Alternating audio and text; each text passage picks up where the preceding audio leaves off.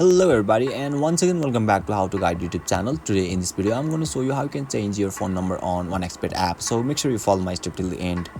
First thing first, I assume that you already have an account on OneXpert and already logged in, and now right after that you'll be able to see the interface of OneXpert apps on in the screen, where you can see menu option at bottom right corner. Just click over there and now you will be redirected to the another section where you can see personal profile option at top left corner, just down below the ID.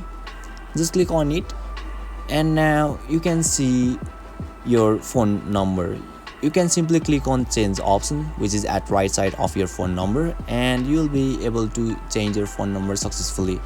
So basically this is how you can change your phone number on OneXpert app, and if you still encounter any issue during this process, feel free to leave a comment and I'll be happy to assist you.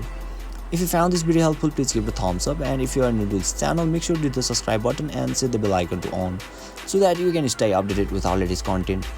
Thank you for watching and I'll see you next time.